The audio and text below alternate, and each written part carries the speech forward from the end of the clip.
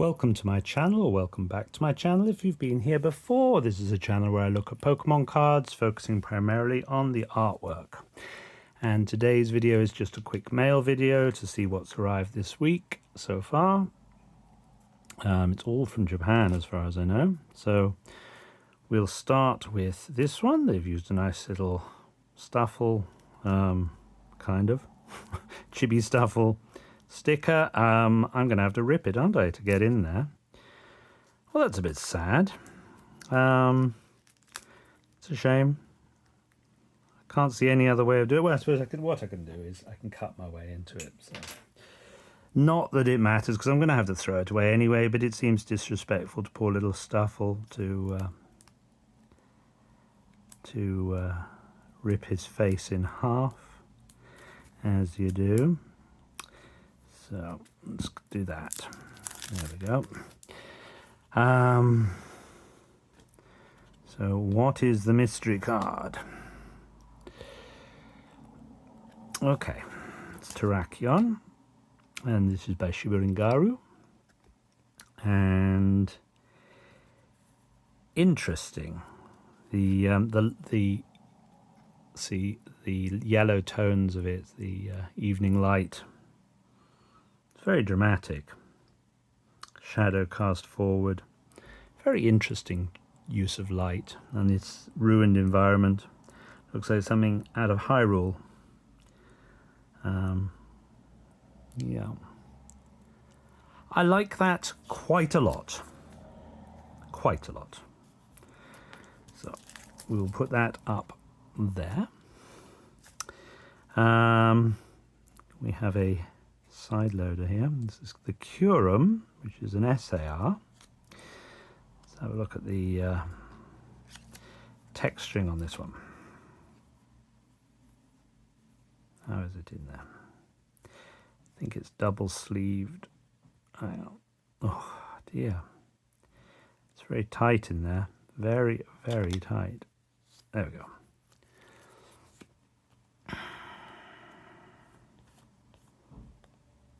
Which is the... Oh, it's a side loader. Right, okay. Okay, so what do we think about the texturing on this?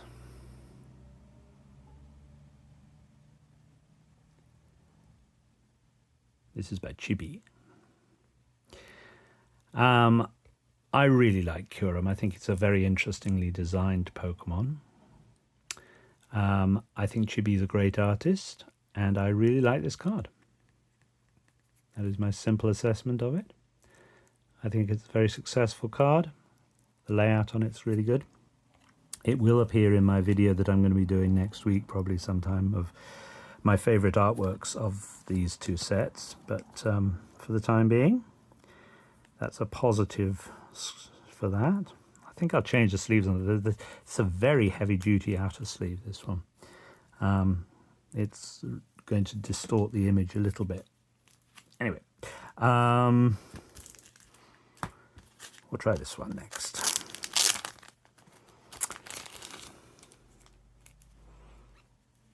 Okay. I mean, these are all going to be Japanese cards because they're from Japan. The idea of buying an English card from Japan would be very bizarre.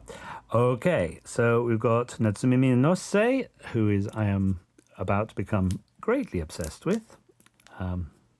Has done one of my favourite Pokemon that I collect, Blitzel. Very similar to the Kamanabe Blitzel. Standing in a bit of water looking downwards. Not quite the same. This is A++ artwork. This is crazily good. And not just in the execution of the artwork, it's in the layout, the design, the color choices. This is top tier art. And look at how Blitzel's beautiful blue eye just stands out there. Just brilliant. That is one of the very top cards of the set. Yeah, this is a weird one because it's Korea who I collect. It's Heatmore who I collect, so I need 2 copies of this. And Korea could do no wrong for me until they did their Ethan's Adventure card in the last set. And I wasn't particularly impressed with it. This feels in a similar sort of style. I like this, but the placement of Heatmore is just a weird choice, to have a bit of his tail missing. If you'd made him a little bit smaller, he would have fitted on the card and still had the interaction with the Durant in the background. I don't know what decision was made by Korea to just cut a bit of Heatmore off. So it's not one I'm happy with. I don't think... Anyway, it's a nice card. I don't dislike it. But it at the same time seems odd. Oh, there's the other one. Okay, so that's one for my Heatmore collection, one for my Korea collection. Now has done Scraggy, who I collect. This is another interesting card. There's a lot of Scraggies in this, and some Oran berries as well, and also some Asper berries at the back.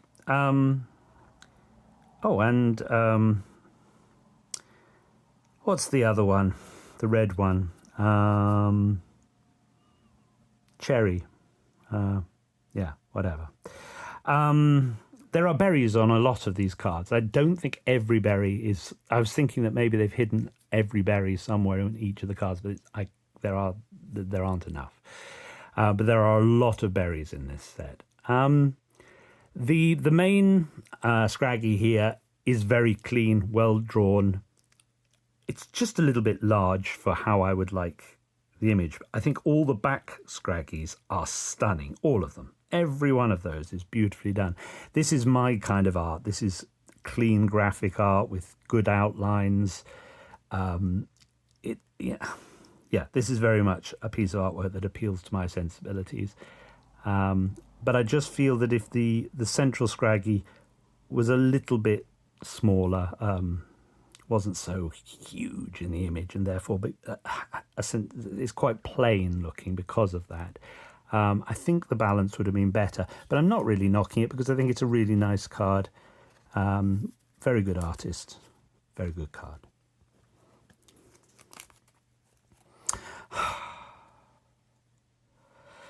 I absolutely love Atsuya Uki's artwork. This is so reminiscent of a Furusawa of, that Zeraora? Yeah, I think it's Zeraora. But these in shadow Mienfus down here in the corner, very reminiscent of that. Wow. Now, having said this is my kind of artwork, this up one notch. I mean, these are 2 of my favorite Pokemon. I collect them.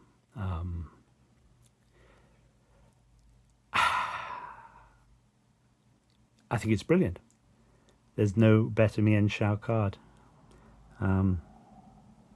Everything about that is a tick for me. The concept layout and actual execution of the artwork. It's brilliant. Brilliant card. Reminiscent of Chibi's Empoleon, of course, that also features Mienfoo. Lovely card. Oh, and here's the other one. Again, that's Mienfoo like on the Chibi Empoleon. Doing this little thing with the balancing of the stones. I love it. I don't love it as much as the Uki one. This is Yuri Suzuki. But it's beautiful. The colours are lovely. The pastel background. It's a shame that it's overshadowed by its big brother, because If it was just this and that hadn't been printed, then I would have been wowing about this. But this just takes the wind out of its sails because it's so good. That is so good. That is so good. Oh, Matazo. Okay, now this is interesting. This the colours chosen in this I don't really fit with what Matazo I would have expected, but I think they're really good here. I mean, really played down the purple of Lipard here. And there's a sort of olivey green, grey green, yellowy green. Yeah. Interesting cast to the colours across this card. Beautiful, beautiful card. Matazo is a great artist. I collect in English and Japanese. For my sins, for my Umbreon Master Ball sins. But that is a beautiful addition to my Matazo collection. Okay. If you follow my channel, you know I'm obsessed with the Nonori. Perfect card. You know, you're given the commission to do Crocodile. What do you do with Crocodile? You do this. You don't get any better than this. Yeah, we will talk more about this when I do my art review of the whole set. But Unanori, beyond talented. I mean, that new Latios that's about to come out in the next lot. Flawless artist. What a beautiful card. Love that very much. I've got other copies of that on order as well. What have we got in here? Yeah, Uninori. Goodness me, what a talented artist.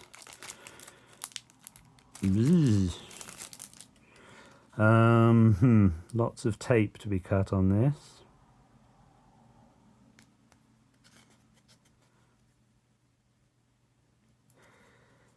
Hopefully no fingers to be cut on this. What have we got? We've got a few cards in here. Right, what have we got? Ooh, okay, Tomo Miyazaki. I collect Tomo Miyazaki in English and Japanese. And she's been given a full art, or a art rare for the first time. Imauga. But no berries on this one. It's lovely. I think Tomo Miyazaki's a great artist. Nice card. Nice card, you know. Right, Tiger Kasai has been given an art rare, a Selgor. Feels very different from a normal Tiger Kasai card. Has a feel of the very beginning of one of my favourite films, The Emperor's New Groove. You know, that sort of dark Andean forest. Jungle. Design-wise, genius. Yeah, very strong card. Not a Pokemon I like. I think it's a really weakly designed Pokemon. Although the interaction with Escavalier is, interesting, that whole thing. But it was a novelty thing. They do one every generation, really. Yeah, very, very strong card. Very strong card. But better in person than I thought it was going to be. So really, really impressed by that. But it's a little bit more detailed and complex than Tiger Kasai usually paints. They usually do quite simplistically blocky. But there's a lot of detail in that background. Layers of light. Yeah, interesting that they are expanding their style a little bit, and I like it a lot. Not that I didn't like it before. Okay, this is the other Izaki doing Axio. And although I wasn't too impressed by much of their artwork, although they did a really nice Cinccino in the new one. Their 9-piece makes up one image thing. Some of it was successful, but it didn't really totally hit home with me.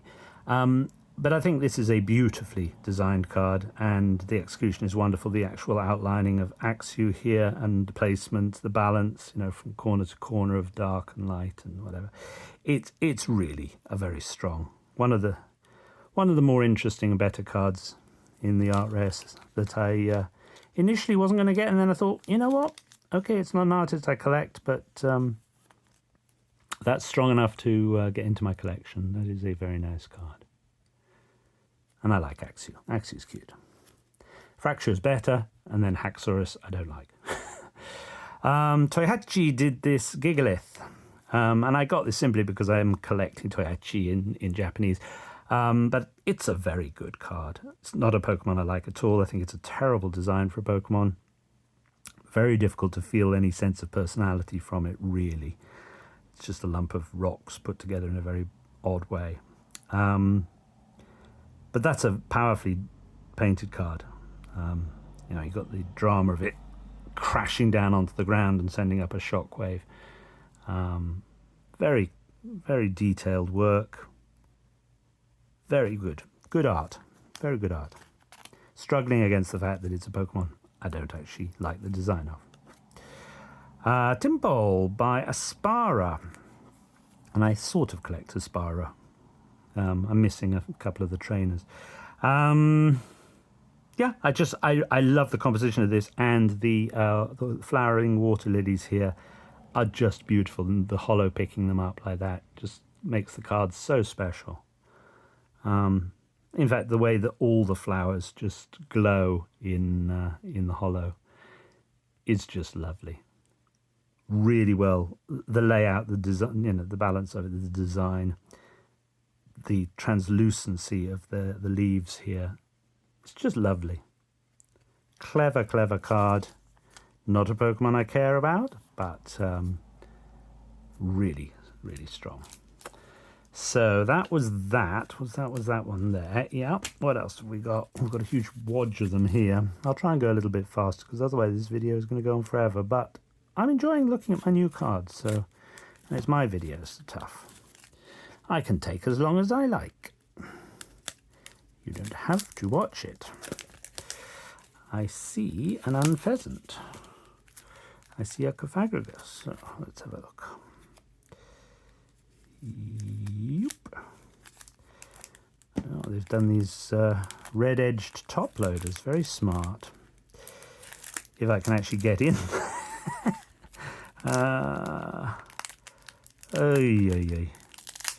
Here we go. Yeah, that's not getting saved. That's going in the trash. So,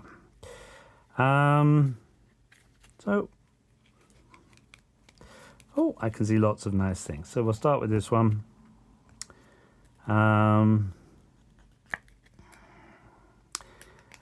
Not a Pokemon line I particularly care about. One of the weaker bird lines. This is by Yoshioka. I think this is adorable and really beautifully painted. Really. Yeah, I'm very, very impressed by that. Wow. It's got a lovely watercolor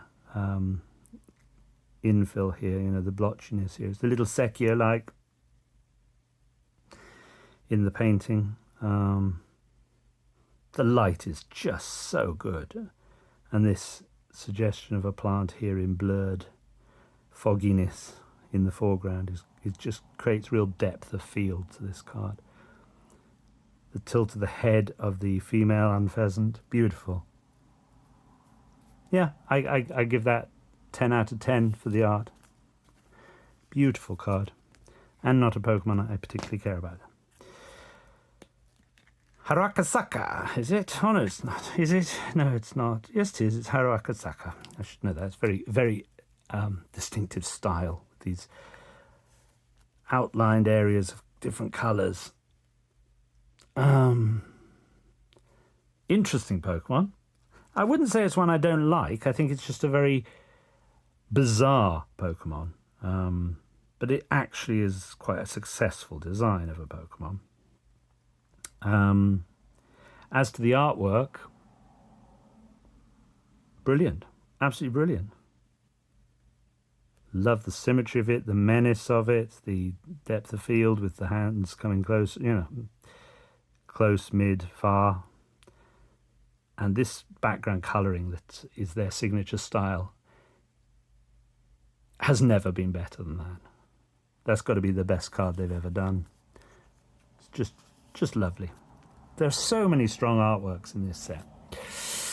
Oh, look at this. Is Narumi Sato? Yeah. Lillipup. I collect Lillipup. Wow. Wow. I mean, their style is so reminiscent of Kimura, but also Sekio to a degree, and yet it's their own style as well. This is just, a lovely domestic scene. Front door, shoes, ball. Yeah. Oh my goodness, that is so beautiful. This is another of those cards that is much, much more beautiful in person than I imagined it would be. It's absolutely gorgeous. Yoteri? Oh, I'm so pleased to... That is just lovely, and, that's a statement card. Beautiful card. Very pleased with that. Got two here. Kamanabe. So we've already looked at this, which I have told you is, in my opinion, genius. Kamanabe. I love Kamanabe's artwork.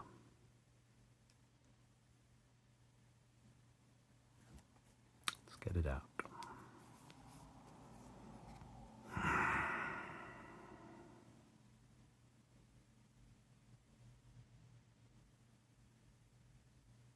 Yeah. Beautiful. Beautiful.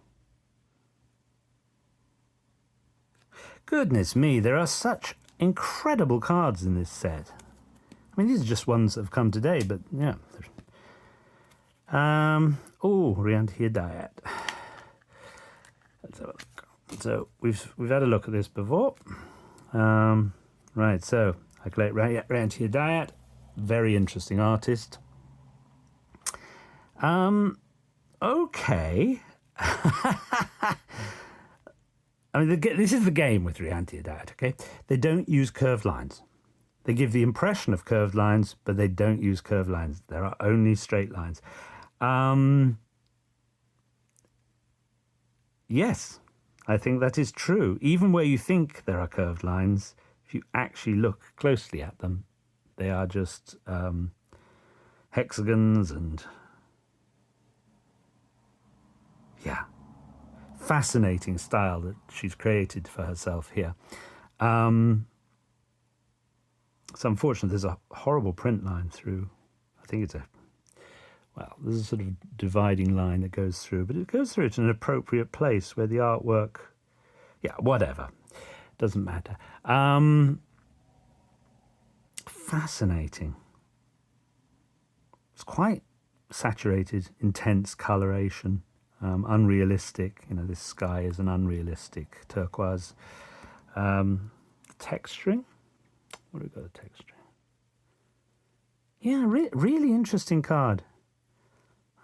Cheap enough to get. I mean, it's one of the cheapy ones in the set.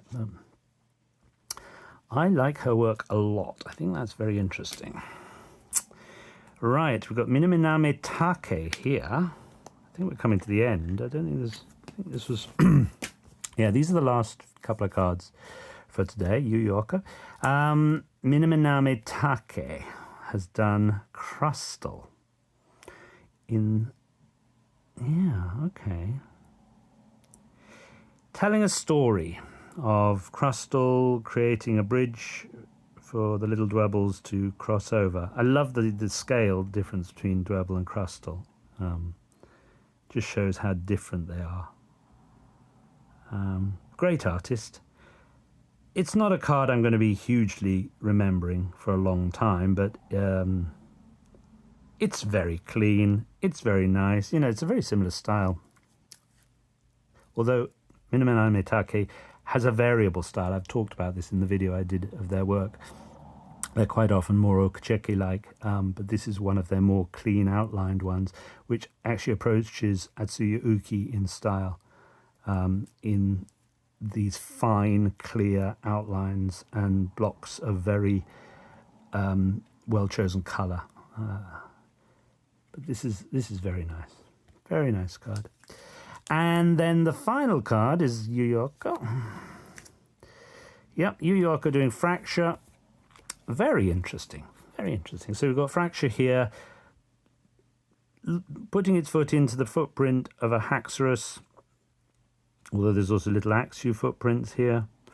So it's dreaming of the day when it will evolve, I guess. And it's from above. The dappled light is beautifully done over Axew's head here. Beautiful. Yu Yoko, great artist. I collect their work in English and Japanese. Some of their cards are just stunning. Yeah, great artist. So I'm very pleased to have this. One of my favourite Pokemon as well. I think Fracture's a great design. As I said before, I like Axew. I don't like Haxorus at all. But Fracture is just beautiful. So those are some very strong cards today.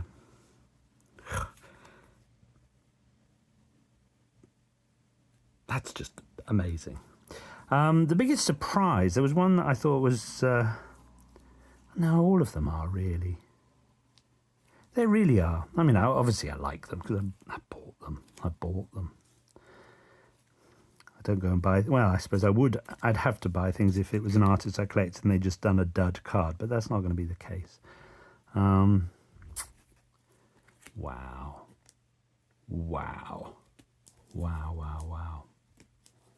Yeah, these are very nice cards. So that's a mail day video for today.